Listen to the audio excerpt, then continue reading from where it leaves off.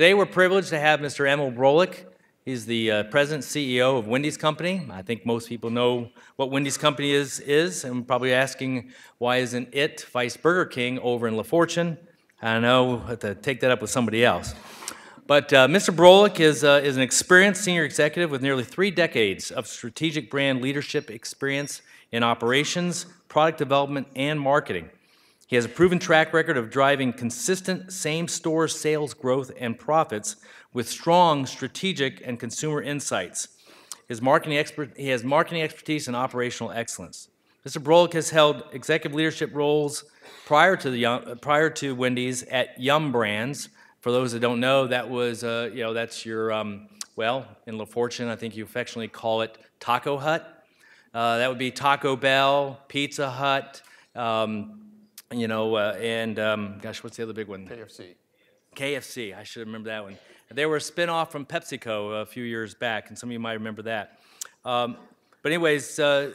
Brolick was the chief operating officer of Yum and the president of the A&W and Long John Silver's chains from 2008 to 2011. He was the president of the U.S. brand building from December of 2006 to June of 2008. He was the president and chief concept officer of Taco Bell from July 2000 to November 2006. Yo quiero Taco Bell. Under his leadership, Taco Bell produced 5 consecutive years of same-store sales, transaction and profit growth to become the leading national Mexican fast food chain. Before joining Yum Brands, he was with Wendy International for 12 years, serving as the senior vice president and new product marketing, research, and strategic planning.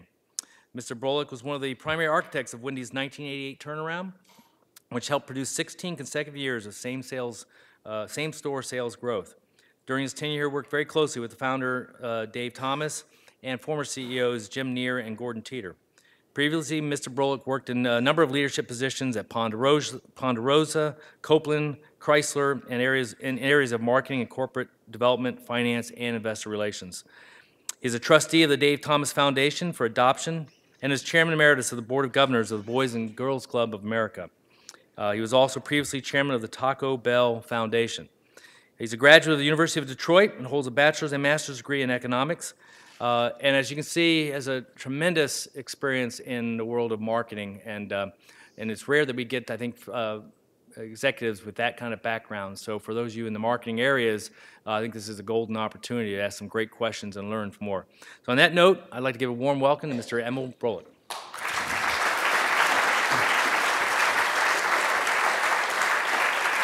Good morning. Thank you, and thank you for that introduction. You know, actually, you think I've come here to speak to you this morning. That couldn't be further from the truth. I've come here all the way traveling from Columbus, Ohio. I want to find out what's happening with these 5 football players. So, just kidding. Of course, we're all sitting on our edge waiting to find out, and I'm confident somehow that's going to be good news for us. But good morning, and thank you for the opportunity. You know, I love coming to the university. I had 2 children graduate from here, a daughter in 2004 and a son in 2013. And I particularly love coming in the fall when the football team is winning. So let's give the football team a round of applause. Go Irish! But today, I want to spend my time talking about brand relevance. But brand relevance in the context of consumer brands, but also brand relevance in the context of brand as organization. And as I have this conversation, I want to draw some parallels, how brands have to evolve and how they have to change, and how as people we have to evolve and change.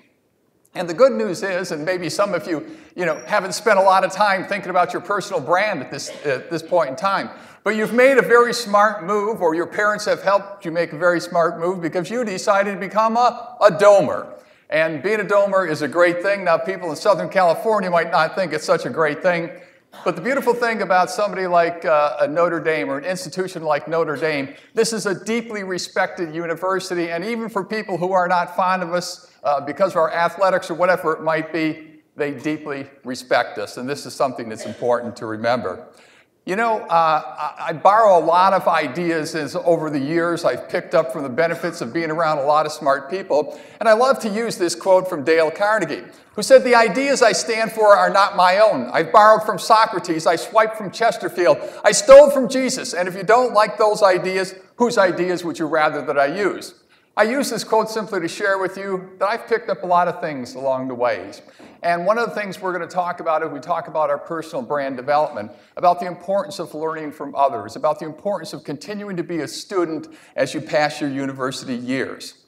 So as we look at brands, we come in contact with so many brands, and I've heard estimates in the average day, just because of technology today, that we come in contact with thousands of brands on an individual basis. Now, here's a few brands that I just use as examples. And when we think about brands, what we notice is that there are brands that are very highly well-positioned. And then there are brands that are not all that well-positioned. So what characterizes a brand that's well-positioned? Well, first of all, I think it ought to be unique. Secondly, I think it ought to be defensible from the competition. And thirdly, it ought to be profitable. And these are very important things. The other thing you find about brands that they understand is that everything about a brand communicates. Everything you do about a brand communicates too. And you find as a leader that you're always being looked upon in organizations, and what you do as well as what you don't do often sends signals to consumers. The other thing that brands understand, great brands understand, is that you're always going to be positioned. Now, in these brands, the examples I give you here, there's been a lot of thought about how these brands are positioned. But the other thing that happens for brands that perhaps aren't as well managed is that they are positioned by default. So one of the things you're going to want to think about as an individual is your brand something that's actively being positioned and thought about in a very constructive and authentic kind of way? Or are you kind of being positioned by default? So as we look at personal brands, you know, there's some examples I'd like to give you. Is there anybody in this room that doesn't possibly know who this individual is? Of course not, okay? Warren Buffett is a very famous man. He's a very wealthy man. He's a very generous man. He's a very smart man. He's always communicating. We see him on programs one after another. Is there any doubt in your mind this man has thought an awful lot about how he wants to be perceived? So this is probably not an individual that was positioned by default, but he's thought about how he wants his personal brand to come across, what he wants people to take away in terms of what his values are as an individual. Here's another individual. You probably know who this is as well. He too is probably an individual as you step back and look at him, and I'm not going to engage in a conversation because there's probably a lot of emotion on both sides of the aisle. But I will tell you this. One of the things that's important as you look at some of the most powerful brands out there is that they are brands that are reliable, predictable, and they're trustworthy. And those are some of the most important characteristics that brands have. But I'll tell you, I would think that certainly President Barack Obama has been very articulate and very specific and very thoughtful as he thought about his personal brand, and he probably started thinking about this a long time ago. Anybody know this guy? Lou Holtz. Great coach, great guy, articulate individual, a character to be around, a very, very funny man, high energy individual. Is there any doubt in your mind that this individual has also carefully thought about what his brand is about? He definitely has. And then there's this guy, Steve Jobs. Maybe one of the most innovative persons ever to have lived. Undoubtedly a marketing genius, okay? But if you read some things about his life and his history, probably a pretty tough guy to work for, okay? Pretty demanding. If you didn't see things his way, you probably weren't all that successful in the organization.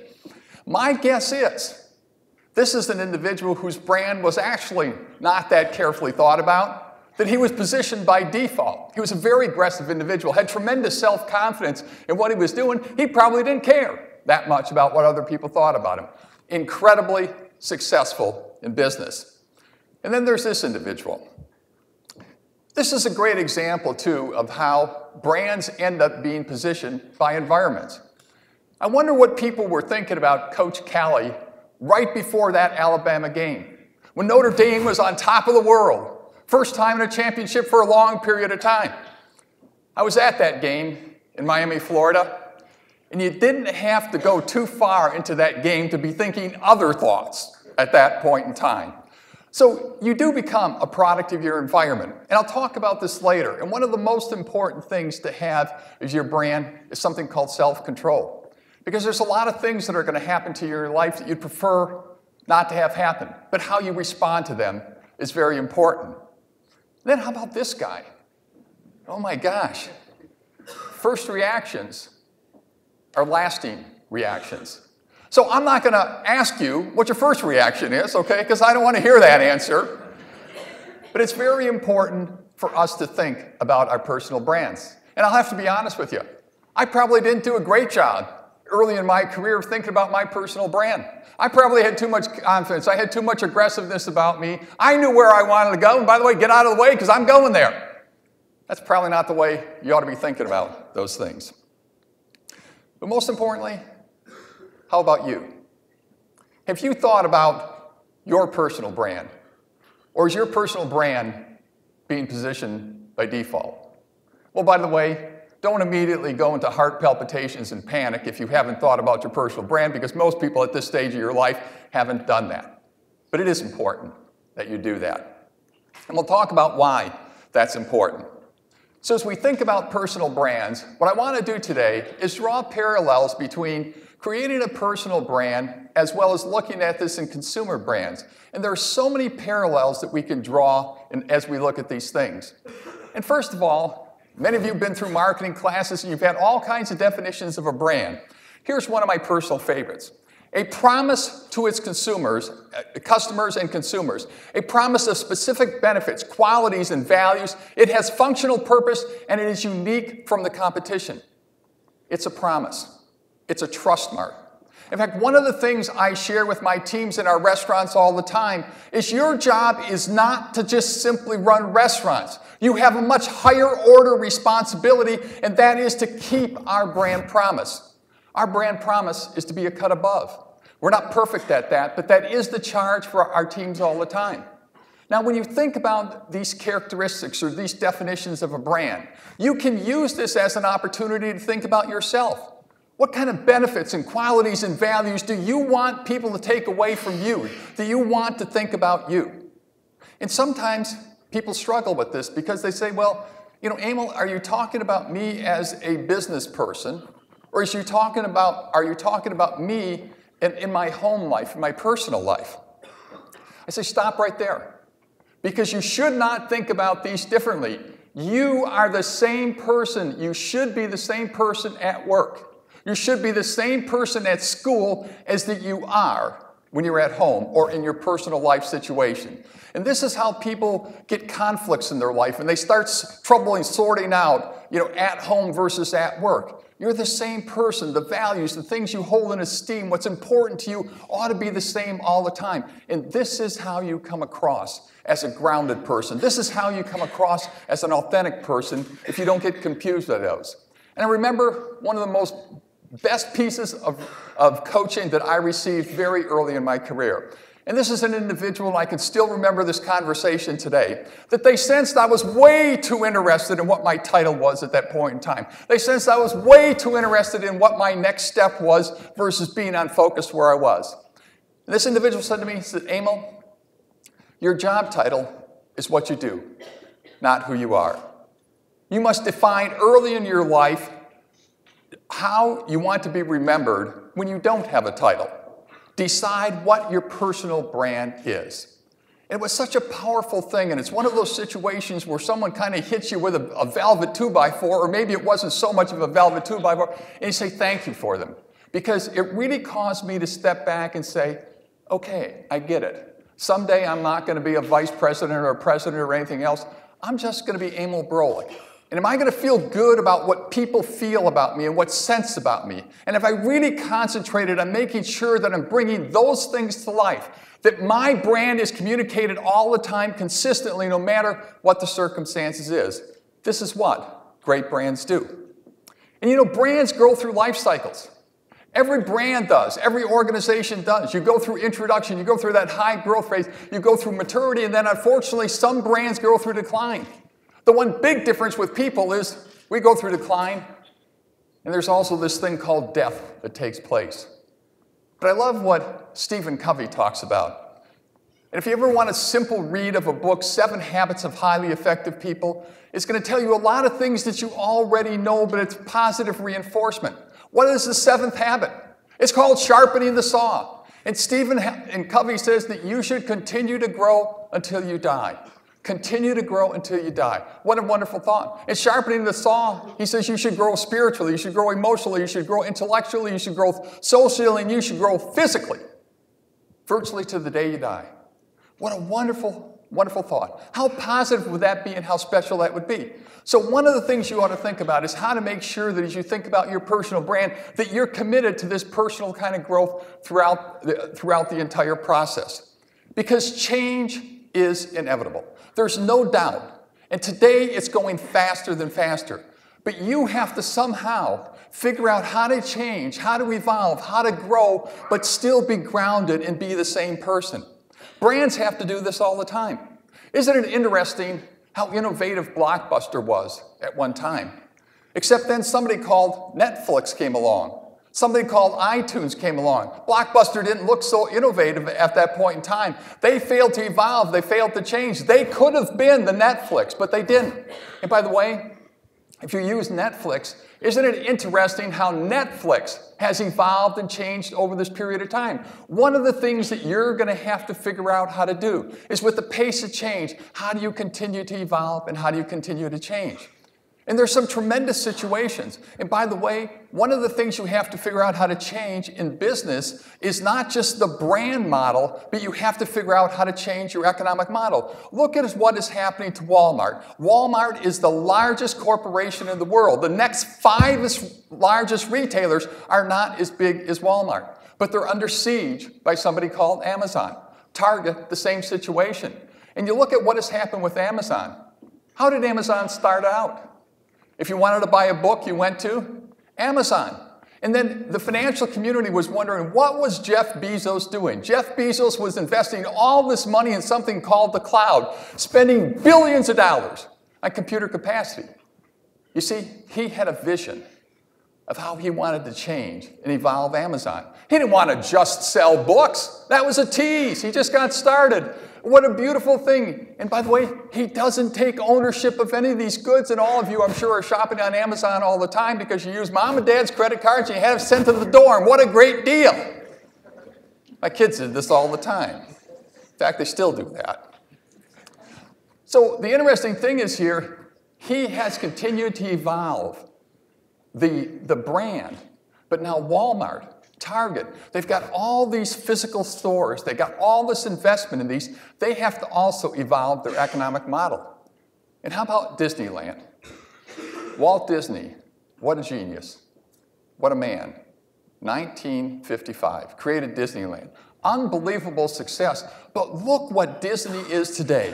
When you look at ABC News, when you look at, Marvel Comics, when you look at Touchstone Pictures, when you look at Disney Cruise Lines, you look at ESPN, you look at Pixar Pictures, did this brand change or did the leadership and the people behind this brand change? Well, of course, that's the answer. And this is the key thing. People are the difference in organizations. People just like yourself. So one of the things you're going to have to make sure that you think about all the time throughout your career is how am I contributing to the evolution and ongoing organizational changes that take place to evolve brands, both from a marketing perspective as well as financially. And there are other great brands. Take Nike. What a great story this is. Bill Bowman was a track and field coach at Oregon in the mid-1960s. And Bill was a very interesting guy. He was constantly putzing around with the track surfaces to see if I could get a faster track surface in Oregon. He was constantly working with shoes and spike levels and all different kinds of things. And he had a great middle distance runner at that point in time called Phil Knight. And Phil was the same way, a very creative individual. So they put their heads together. And in 1966, I think it was, they created a company called Blue Ribbon Sports that produced the first 300 tennis shoes at that point in time. Then in 1971, they created something called Nike and the Nike swoosh. And we know what has happened today. And one of the great lessons here is because of the core strength of this brand, it's been able to extend in other areas, just like you. You've got to create a strong brand yourself so you can extend in other areas. They've been phenomenally successful. How about this organization? Do you know one of the interesting things about Apple is a gentleman by the name of Jeff Raskin was going to the University of Pennsylvania, Penn State, in 1967.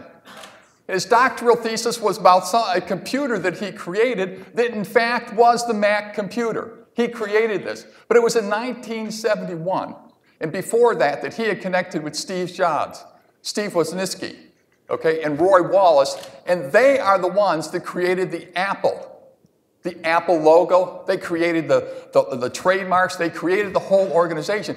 And what has that organization done with that brand? They've evolved, they've changed, and they've done this in such a powerful way. And we have to make sure that we step back and look at ourselves and ask yourself, what are the changes that I have to make over the next 5 years or 10 years?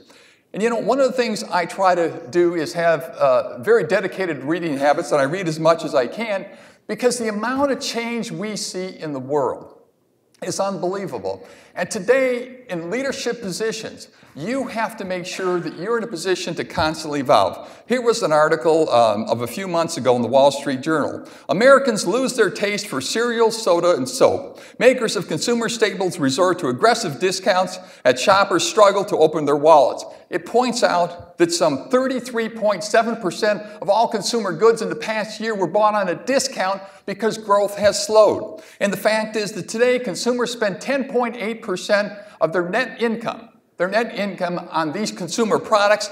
That as recently as 1990, that used to be 13.9%. It's declined that much. So if you're in that business, one of the things it tells you is you haven't evolved or changed much. And the fact is some 26% of the units that are sold are store brands, not national brands. Those national brands haven't separated themselves. Here's another article in The Economist, January 18th, 2014. This is called a briefing on the future of jobs. The onrushing wave of previous technology innovations has always delivered more long-term employment, not less, but things are about to change.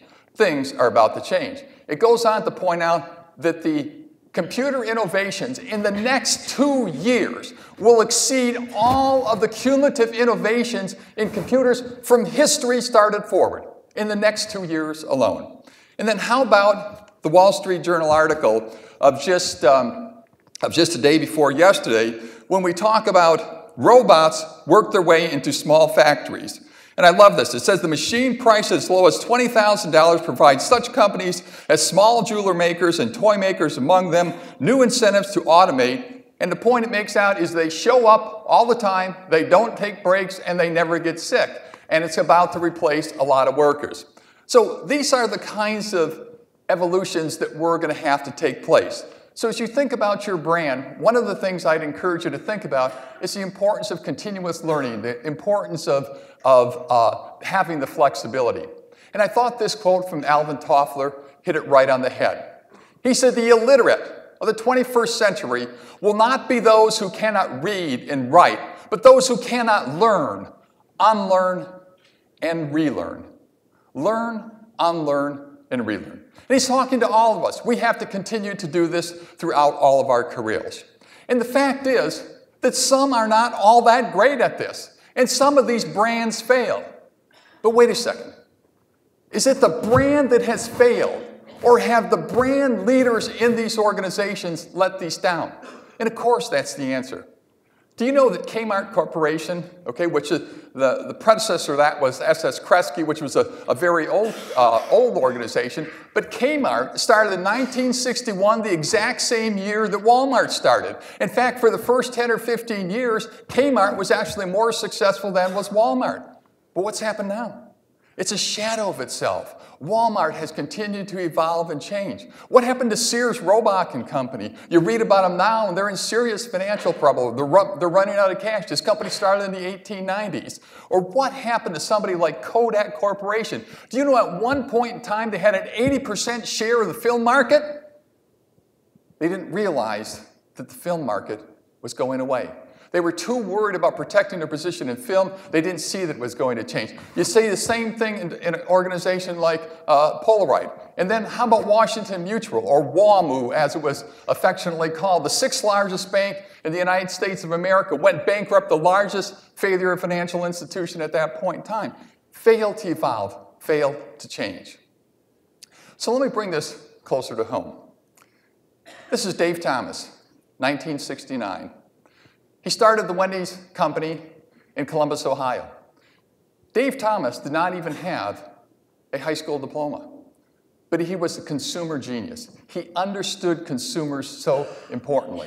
And he understood brand marketing. And he knew that McDonald's had a huge lead on him. He knew Burger King had a huge lead on him. So he had to create a highly differentiated experience. He said, first of all, I'm going to have a very limited menu. I'm only going to serve single, double, triple, Frosties, French fries, and drinks, and that's it. So when you walk into my restaurant, I want you to know that I am a hamburger expert. And by the way, we're going to make that with fresh beef that we pattied in the restaurant. Nobody else was doing that. All products were frozen before. I'm going to custom prepare that for you. So when you come to the counter, I'm going to ask you, what do you want on this sandwich? I'm going to do it just like you do it at home. I'm going to make that for you. It was unbelievably successful and very powerful. And the thing was, at that point in time in 1969, there were only 2 competitors. There were McDonald's and Burger King. That was it. The world's changed rather dramatically. So when you look at it today, first of all, the low end of the market is now served by somebody called convenience stores. But these convenience stores, and they used to just sell basically cigarettes and gasoline, have changed dramatically.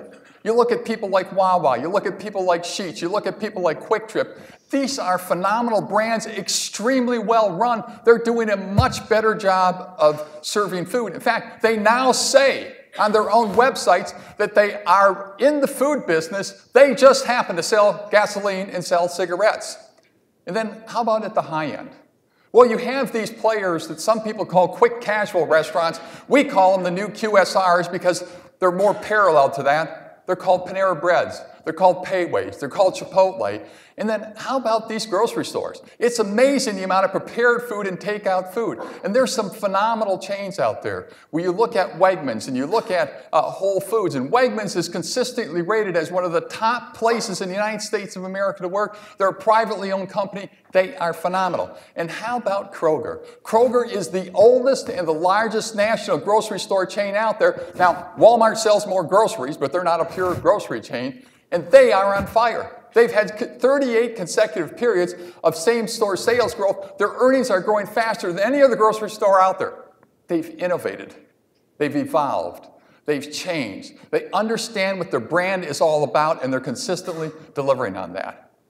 So now, traditional QSR competitors, it's not just McDonald's, it's not just Wendy's, and it's not Burger King. And here's one of the challenges. We know that if you're in a mid-market position is the most difficult position is. People are taking business off the top, they're peeling business off the bottom. So one of the things you get challenged is people say, well, when you're thinking about this brand, who do you want to be like? Should you be like the convenience stores or should you be like the people above you? And of course, the answer to that is neither. You should be true to who your brand is. You got to be true to who your brand is in business. You got to be true to who your brand is as an individual. And you got to do that 100% of the time. You got to be the very best that you can be. The DNA is cast for brands. The DNA is cast for you. You can't be a different person. You can be a better person. And we're striving to be a better brand. And so how do we think about brand positioning in this case? Well, this chart isn't perfectly accurate, but conceptually it's accurate. And if you notice on the bottom, we talk about functional attachments versus emotional attachment. And it's very important that the brands that are most powerful out there have strong emotional attachments. Look at the emotional attachment people have to Apple products. Has anybody seen these lines that people are sleeping and waiting outside of Apple stores? They're goofy. They're goofy, and I hope it wasn't any of you. Okay, excuse me. And by the way, yes, I have my order in for a new iPhone 6 Plus, and I'm waiting in line to get that, but I'm going to have it delivered to the house. I'm not going to wait in line. But here's the thing we have to do. We've got to compete against the traditional competitors, but we've got to be able to evolve and compete against those new QSRs. And so here's our position in the marketplace that we have to achieve, and I've set a goal for the company. We got to get there by 2016. See, versus the traditional competitors, we have to have consumers feel that we're giving you a superior experience, but at the same price. Versus the new QSR competitors, we got to have people feel we're giving a comparable experience, but at a 45% discount, because that's how much our average check is lower. This is why positioning of brands has to continue to evolve. It has to change. The other thing you always have to remember about brands is there's something I call brand physics. For some reason, brands only move in one of two directions. They grow or they decline. There is something about brands that they don't move sideways. They don't tread water very well at all. They grow or they decline. I found this to be true about careers too. You know, a lot of times you're going through your career and you're saying, you know, I'd kind of like to get to a spot where I can take it a little easy and I can kind of kick back a little bit. Doesn't happen. Because taking it a little easy, kicking back, means that you're moving backwards, because everybody around you is not in that mindset, and I can guarantee you of that. You have to evolve, you have to change, you have to figure out how you're going to be moving forward as a brand and as an individual. And there are two keys to growth, and we've talked about these. Number one is brand relevance, and the second one is economic relevance. So someday, soon, when you're out there leading brands and think about leading organizations, you have to make sure that your brand is resonating with consumers. You have to make sure your personal brand is also resonating in the marketplace, but you have to continue and evolve that economic model too, just like Walmart, just like Target is trying to now figure out, how do I evolve my bricks and mortar economic model in the context of somebody like Amazon that almost has no bricks and mortar, but they've got incredible computing power. And so as we think about the evolution, about 40%, 45% of our restaurants look like this. This restaurant was relevant in 1969 and well through the 70s and early 80s. But this is where our brand is moving. These are the new designs of our restaurant. It's a contemporized brand experience. We have by early October, we will have about 600 of these in the United States, and we want to have a significant number more of these. We have to evolve, we have to change. So we and our franchisees are committing significant resources, but it's not just the physical asset we're changing. We're changing the experience, the food experience, the people experience, the total experience, because remember, everything about a consumer brand communicates, everything about your brand communicates. And I love this thought from Gary Hamel. He says, strategic resilience is not about responding to a time crisis, to a one-time crisis. It's about having the capacity to change before the case for change becomes desperately obvious. The capacity to change before the case for change becomes desperately obvious. If it isn't broke, you have to fix it in business today. IBM did not see the personal computer coming. Kodak did not see digital photography coming. Blockbuster did not see Netflix coming. And we, as individuals in our brands, have to be looking and understand what the changes are that we need to how we become the very best of our brands and continue to make those changes.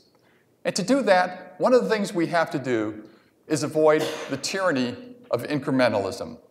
You know, I had the benefit of listening to Roger Enrico speak at one time, and Roger was an extremely successful CEO and chairman of the PepsiCo organization. And he told the story about how he was tired of having his business unit leaders come to them and constantly tell him, well, the business plan is to increase 2% of sales. And he'd say, well, why 2%? Why not 5% or 4%? They said, well, because last year it was 2% and the market's growing like 2% a year, so we can't do anything different. And his point is, You have to break out this tyranny of incrementalism. You have to think step change. And he told us about a guy, John O'Keefe, who and this is a story about a gentleman that actually works for Procter & Gamble, took over the most profitable business unit in the Procter & Gamble organization.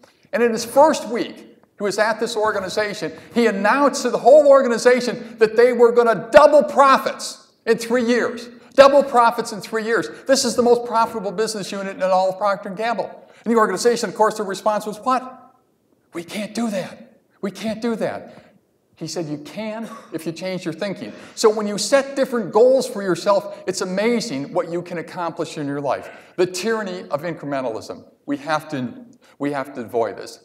But it takes great leaders. And one of the things I encourage you to do as you think about your leadership journey is be a student of leadership. Read and study. A great book that I found Warren Bennis wrote a long time ago. And he said something that has been so powerful and I find so true. He said, leaders are made, not born, and made more by themselves than by external means. Every single person, everybody in this room has the capacity to be a tremendous leader. And here's the great news. It's more up to you in what you do and what you're willing to do and what you're willing to learn than it is somebody else. And he goes on to say, no leader sets out to be a leader per se, but rather to express himself freely or fully. Think about Jeff Bezos. He had a vision. Think about Steve Jobs. He had a vision. Think about Phil Knight. They had visions. They wanted to express themselves, get excited about something, have passion about something. Those are the things that you're going to move down the road. And ladies and gentlemen, it is a journey. It's not something that happens at moments in time. And one of the things I strongly encourage you is have as many fabulous experiences as you possibly can in your lives and your career. And I know all the time when someone says, Emil, we're thinking about this for you, I said, I'm in. I'm in. It's a new experience. I can get excited about this. I want to do this. I want to demonstrate that I can make a difference. I'm in. Those experiences are so powerful. Number two, personal education. When you graduate from the University of Notre Dame, I'm stuck in Detroit, your education hasn't stopped. It's just beginning because what the university is helping you do is preparing you to be a learner all your life. A learner all your life. One of the things I look for, it's most important in the executives that I see, is intellectual curiosity. Are you constantly trying to turn over rocks and find out what's under? You do not know what you don't know until you're hungry to learn. Make sure you read and do everything possible to become a student of great leaders. And then personal observation. You know, early in my career, I was very stubborn. I thought the only people that I could really learn significant things about leadership from were people above me.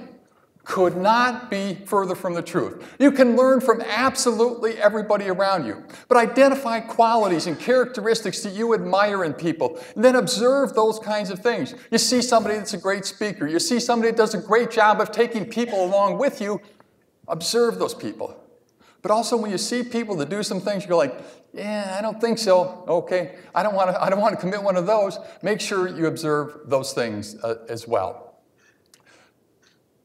One piece I wanted to just share with you also is on a great story that I read, The Trinity of Excellence, written by Alfred Lord Tennyson. And Alfred Lord Tennyson, you probably know from maybe your literature classes, wrote The Charge of the Light Brigade in 1854. But he was also very much a student of leadership. And he had this wonderful article that he talked about the 3 most important characteristics of leaders. And it really stuck with me. He says the first is self-reverence. So when you hear somebody say to you self-reverence, this sounds like you're all caught up with yourself, okay? You know, it's not. It's not ego at all. It's about you feeling good about yourself. It's about you feeling comfortable in your own skin. Have you ever been around somebody that just didn't feel comfortable in their own skin? How did that make you feel? Not great at all. Not great at all. So being comfortable in your own skin. The other thing he points out, that as a leader, you can never give to people characteristics that you don't yourself have. You can't give to people gifts you yourself don't have. We all want to add value. We want to all give to people, so you have to get these gifts yourself. He said the second most important thing is self-knowledge. He said, remember that if you look at the tomb of Apollo at Delphi, above this it says, know thyself. You see, for Greeks, the single most important characteristic that a leader had to exhibit is they had to have a great sense of who they were and who they are. How are you going to build a great organization? How are you going to take people along with you if you don't have a great sense of who you are? It is so fundamentally important. This is why organizations today place a lot of emphasis on 360 feedback. They place a lot of emphasis on getting you mentors so you can help grow yourself and become what you all want to be. And lastly, you have to consistently exhibit self-control. And I found this great statement about self-control under the context of responsibility. And again, this is from Stephen Covey. And I love this thought. He says, responsibility is really response and ability. He said, the ability to choose your response, highly proactive people do not blame circumstances, conditions, or conditioning for their behavior. Their behavior is a product of their own conscious choices based upon values rather than a product of their conditions based upon feeling. There's a lot of things that are going to happen to you in your career or in your life that you would have preferred not to have happen to you. But it takes a lot of emotional intelligence to respond to those things in a way that reflects the value of who you are and your value of you as a brand, rather than an emotional response that isn't going to help you in those situations. Responsibility. So as I begin to wrap up, I also want to share a couple of other thoughts with you. You know, as we think about organizations today, and particularly public companies, there's a lot of auspices and people sharing with you about what you're doing well and sharing with you not about what you're doing well. And there's also a concern about organizations that take but don't give back. You know, I'm so proud of the Wendy's organization because one of the things that we do a great job of supporting is the Dave Thomas Foundation for Adoption. And you may not know, but Dave Thomas himself was adopted. In fact, adopted when he was only 6 years old, so he never knew his biological parents. And in 1992, Dave Thomas created the Foundation for Adoption. But what's so special about the foundation that he created is that we try to seek the adoption of special needs children, children that are in foster care. You know, there are over 400,000 children in foster care in America. 100,000 of those children are not going to be able to go back to their homes because of serious situations. Many of these children have been abused. Many of these children have emotional or physical illnesses. And we have, since 1992, helped over 4,000 of those children become adopted. And we've advanced our progress onto the state of now we're having a child every 12 hours become adopted.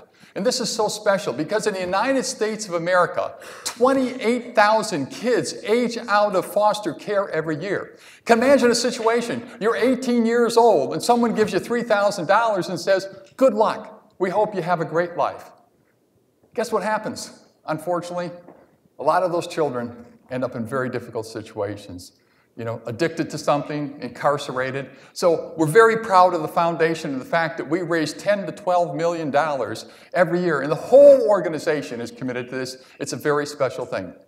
But the other thing I'm so very proud of is our people.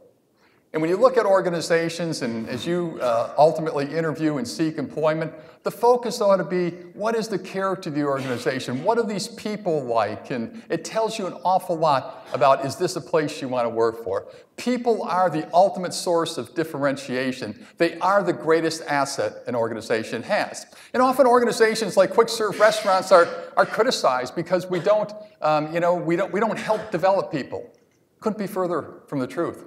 We do an unbelievable job. Most of the senior leadership, operations leadership, started in the field organization. They now have very successful jobs. Most of our franchisees started in restaurants, and now they own businesses worth millions and millions of dollars. So I wanted to play for you two videos that give you an example of how we help people grow personally and professionally. Oops.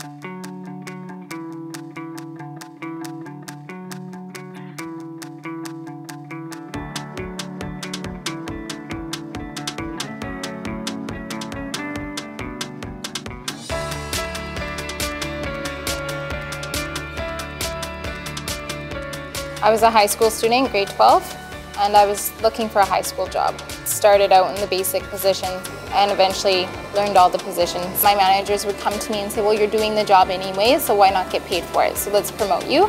Okay, why not? I told my parents that I made GM. I was promoted and that they gave me, my own restaurant, and they were happy and they told people, that's my daughter's restaurant, so they're very proud of me. I care about my employees, I care about my customers. So doing the right thing and making them happy makes me happy. Wendy's was very flexible at working around my university schooling. It allowed me to finish my degree, and it allowed me to be able to take the classes when and where I needed to take them. A job at Wendy's, you're thinking part-time, can turn into a full-time stable career. My future is bright with Wendy's because I have that ability to move forward with my success in my career. The opportunities are endless with Wendy's.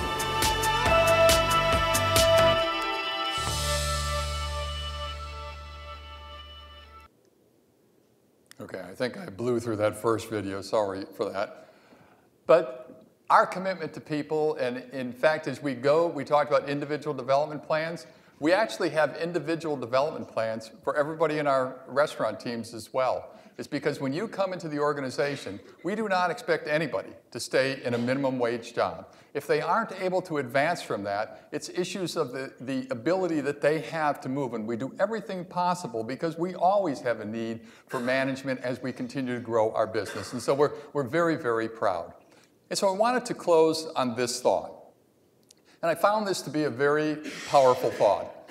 And Michelangelo said, the greater danger for most of us lies not in setting our aim too high and falling short, but in setting our aim too low and achieving our mark.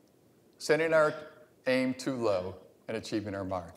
We're all very fortunate to have been somehow part of a university like this, and I truly believe that God expects the most from those that He's given the most, and He's given all of us an awful lot. So thank you very much, and go Irish!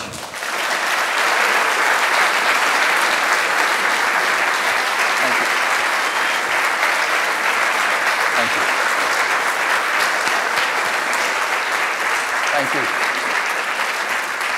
Thank you. Thank you very much. I'm very happy to take questions, and I think there's a microphone wrangler around here where you can just stand up and shout, I'm sure. Use your football stadium voice for us. Yes, please, right here. Thank you very much for the engaging speech. I would like to know a little bit about how your college education or the activities you were involved in college contributed to your achievement today. How my activities at college contribute? Or your education, so both curriculum and extracurriculum. It was very influential, and I had several professors that just had such a tremendous influence on my life. In fact, I very seriously considered going on and getting a PhD in economics and becoming a college professor, but I didn't think I could make enough money. What a terrible idea that was, huh? But they encouraged me, along my path, and they also did a great job of coaching me in terms of as a leader and the characteristics they thought that I needed to, evolve and do that. And so I felt that the education really just put me in a wonderful position to go out there and have a platform for success. And I remember them often telling me that, Emil, that now is when your real education starts. And, we've just prepared you to be a learner and to have the intellectual curiosity that I talked about. So it was just a fabulous part of my career. Yes, please. Yes, sir. You said that your values at home need to be the same as your values at work. What recommendation do you have when the place you work at doesn't share your values, and what should you do? Yeah. That's a tough one to deal with, okay? And that's why I mentioned that as you look at long-term employment, okay? I had an interview right before I came here, and I made the point that early in my career, I thought about, gee, what size corporation do I want to work for? Do I want to work for a manufacturing company? Do I want to work for a retailer or service company? All the wrong ideas, okay? You work for people, and you got to make sure that the people you work for are aligned with the kind of values you have, because you're never going to feel comfortable in an organization that aren't aligned with that. So I think in a situation like that, quite honestly, if it's at a severity where you don't think it's going to change, you gotta take the action and make a move. Yes, sir. Back here. So I know you talked about starting out. I know you talked about when you're starting out. You had the one location in Columbus. You served like 3 different things, kind of like in almost what I would think of like In and Out today. Mm-hmm.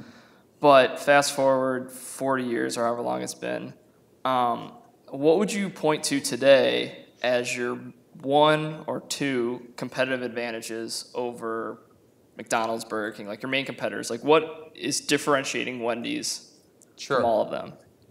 Yeah, I think that the single most important thing is the quality of our food. And this has always been the case. And one of the things I believe that as you evolve brands, you have to evolve them out of what I call the natural position for the brand. And while Dave Thomas would not have said this, that what he really created in 1969 was a cut above brand positioning. Of course, now with the tremendous complexity that's taken place in terms of the competitive marketplace, it's harder to distinguish yourself, which by the way is why your brand has to be even more consistent in communicating so that everything in that experience gets across that message. And it's also why one of the challenges in our business is the execution, because you have to make sure that it's not just what you stand for, but that's actually what we deliver to each of our customers every day. Yes, sir. Oh, I'm sorry. I'll get you.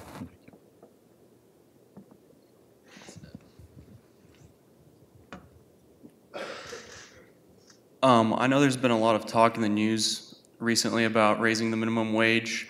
So I think it'd be interesting to get your insight, kind of what the things the CEO of a company like Wendy's, which is I would consider right in the thick of it of, the minimum wage discussions, the things you think about whenever you're, strategically preparing your company for the future for those kind of decisions. Sure. Well, I would say that first of all, and reinforce all of our people are so important to us, and we know that our brand is brought to life in our restaurants. And we truly believe that unless we create an experience for our people in the restaurant that's an exceptional experience, we are not going to give consumers a great experience because it's the people that bring that to life. And we know that compensation is part of this. And that's one of the reasons I shared this video, because when we bring people into our organization, and first of all, very few places in the country do you pay minimum wage anymore because of competitive situations. You have to pay more for that. But our goal is to have those people ascend in an organization. And we are one of the few employment opportunities in the United States where an individual that doesn't have a college diploma, in fact, only with a high school diploma, can advance an organization. Our average manager, base and bonus, typically makes about $55,000 a year. And as you well know, and it was just reported that the median household income in the United States is $51,939. So we pay a manager in that restaurant about $55,000. There's not a lot of opportunities that someone can earn that kind of without a college diploma today. And by the way, if they can continue to advance in that. And so everybody that comes in our organization, we have a career path to move them forward. If they don't move forward, we're not the ones that are holding them back. We want them to advance because our core system is built upon continually being able to create managers and move them through the organization. And by the way, our franchisees also deeply believe this as well. So thank you. We had a question right here, please, right in front. Right here, please. Hi, could you please talk about some turning points in your life, like times you fell, you succeed, and face challenges, ethical dilemma? Could you just repeat that? I didn't catch the first part. Would you? Turning points in your life. Oh, okay. Mm-hmm. I would say one of the single biggest turning points in my professional life is when I left Wendy's the first time to become the president of Taco Bell. Because it was to be given an opportunity to run a brand like that, it's a fabulous brand, it's a very interesting brand. That's a very special step up to be put in charge of a brand like that. And I'd say that was the biggest opportunity. Also, Yum Brands is a wonderful organization. David Novak, the chairman of that organization, who was my boss the entire time I was there, is really an unbelievable innovator when it comes to leadership and people development. And he taught me so much about leadership and people development. And there is no executive in the United States of America that spends more time on people development than he does. And so that was the single most influential thing that I think happened in my career. Over here, this question.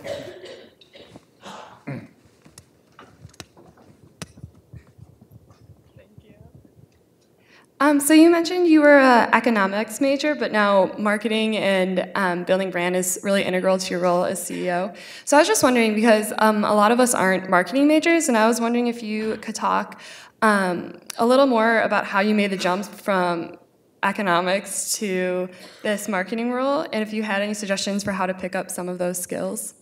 Sure. Well, you know, early on in my career, when I left graduate school, I started with Chrysler Corporation. And actually, the first 10 years of my career were all essentially in finance responsibilities. And back to the point of getting experiences, and when I was actually working for the Ponderosa organization, Ponderosa Steakhouses, which is almost a defunct brand now, but they hired me to diversify the company because I had some merger and acquisition experience. So I bought a small Mexican chain for them.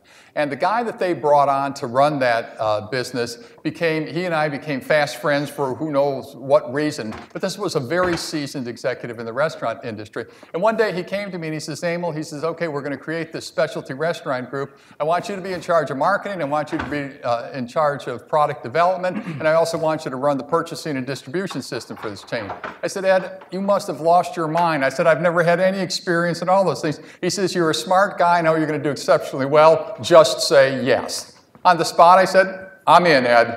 You know, and that was the beginning of my commitment to, marketing. And see, when I look at it, my commitment is really to building strong brands. And I consider myself a student of consumers and a student of brands. And I think that that's really what has made the difference, for me in my career. And by the way, one of the things that I look for in every one of my executives, by the way, excuse me, I made a big faux pas. Liliana Esposito, would you please stand up? No, come on, yeah. Liliana Esposito is our Chief Communication Officer. Let's give her a round of applause.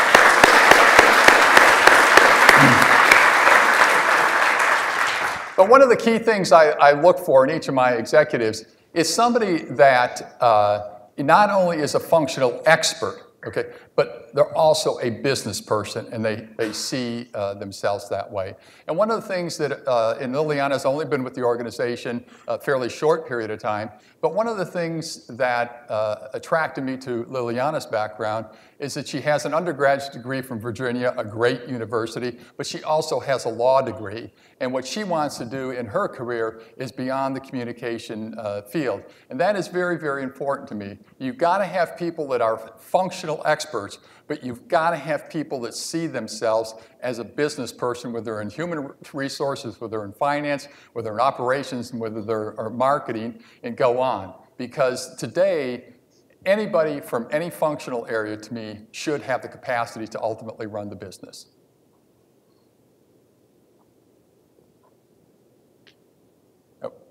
Oh, I'm sorry. It's right in front of you, Emil. Yeah. So you spoke about the need for all of us to build our own personal brands. Yes. What is your personal brand, and what steps have you taken to position yourself in that way? Yeah. Well, the things that I step back and feel are the most very important things to me is, number one is personal character, my personal integrity, my trustworthiness as an individual, my commitment to God is something that's very important to me, and then my commitment to family. And I will tell you that I'm not perfect at any of those, okay, but I am committed to it, and that's why it is very much of a journey. But what I found is when I finally took the time to step back it really, really helped me because I did find that I was probably sometimes too much of a different person in a work environment versus a different person at home. And there's a tremendous easing of pressure that takes place when all you say is, look, you don't want to live a life of regret. Okay, you want to be the same person all the time, and all you want to do is constantly working at a better version of what you are today. Anybody else? Oh, right here, please. It sounded like you've had a lot of mentors throughout your career that have really had a positive impact. Did you seek out mentors at every one of your assignments, or did they seek you out? I would say later in my career, I did a lot of the seeking, but early on, I was very blessed by the fact that they kind of saw that I needed a lot of help, man. Let's help this guy, man. He can't get out of his own way. And, and so they kind of jumped in and helped me. And I think, they saw the potential, okay, that I had to contribute to organization. But they wanted to help me, polish some of the rough edges on that, potential. But people are so instrumental, because no matter how hard we try to see ourselves, okay, it is virtually impossible to see ourselves as others see us. And you really need people to sit down and talk to you about really who you are. It's a very powerful thing and very rewarding. And this is why leadership today takes tremendous humility. You've got to be humble in all that you do, because for people to see you as approachable, you've got to break down all those barriers and recognize that you do have a lot of imperfections. And it's amazing how people will come to you when they really believe that you're approachable and they can share things with you and that you're not going to get upset with them. So it's a very rich experience. So. Oh, right here. Yeah. Yes, sir. So you guys mentioned that you want us to constantly build our trustworthiness and our relevance in terms of personal branding, but you also mentioned that there will be circumstances or experiences we'll encounter that we wish didn't happen to us. So I guess what's your advice if we somehow either deliberately get or just circumstantially find ourselves with a tarnished personal brand? How can you build yourself back up? Yeah, you know what? It is never, ever too late. It is never, ever too late, I guarantee you. And, there are things that we all have to overcome. And, early in my career, I was just, I was a bull in a china shop, okay? I admit it, okay? And, but fortunately, I had people that were willing to share that with me. And I didn't course correct immediately, and I'm not going to say that I did, but I knew that I had to course correct and, and overcome those things. And so it is never, ever, ever too late, no matter what stage you are, at your career. But the thing is, and here's the beautiful thing, you control this. You control this, and it truly is a powerful thing when you come to that. But you got to come to grips and say, okay, I am in charge. And if I screwed up, I'm the one that screwed up. And by the way, I'm the one that's going to fix this too. Okay, we probably have one more. Yes, sir. Thank you, sir. I really enjoyed the presentation, and I have a question regarding the brand relevance, because right now we are paying more attention to the young group, which we call millennials. They have their very strong personal brands. They are, self-independent. They are kind of tech-savvy. But for Wendy's, because you have your own your company brand, your brand positioning, how are you going to bridge the gap? How are you going to integrate and leverage advantage to appeal this particular group? Yeah. This is a very interesting challenge today, because what you find, and particularly with the millennial generation, is the millennial generation, and it was very curious to me, if you look at the change from baby boomers to the X generation, there wasn't that much significant of a change, okay? There's a huge change with the millennial generation, but it is the first generation that totally grew up on a technology-enabled world. And so as a brand, one of the things we have to do is find out how do we integrate that into the brand. But now you're competing with people, new brands that come into the marketplace. So you're competing with a Chipotle, you're competing with a Panera Bread, you're competing with a Payway, you're competing with Five Guys who kind of started their brands at a different stage. They kind of started it with millennials. And so evolving brands is something that's very important. And here's an example I give to you and how you have to be so articulate. Take JCPenney. We saw where they brought Ron Johnson in, and Ron Johnson, who had been running, Apple stores. Ron Johnson is a genius, okay? He is a brilliant man. There is no doubt about it. But he made, in my opinion, okay, he made very dramatic changes in the JCPenney brand. So it was like Ron wanted to get in a different customer base and bring them in as fast as possible, and he was very bold and step change in his thinking.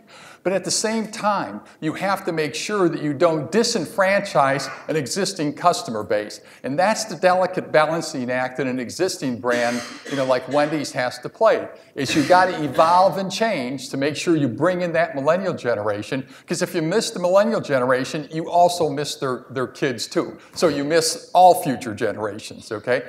But you can't disenfranchise your current customer base. But the beautiful thing is that as you move the brand forward, I truly believe that we can take baby boomers and we can take Xers with us as we continue to cross. And things that we're working very hard on are things like mobile order and mobile payment. And I think mobile order has a tremendous opportunity. And what you find is today that we're moving from a service mentality to a self-service mentality. And people actually enjoy doing things for themselves because you all know that you've been empowered through technology and you're extremely facile and extremely comfortable with it. So it's something that we think we can leverage in a very powerful way.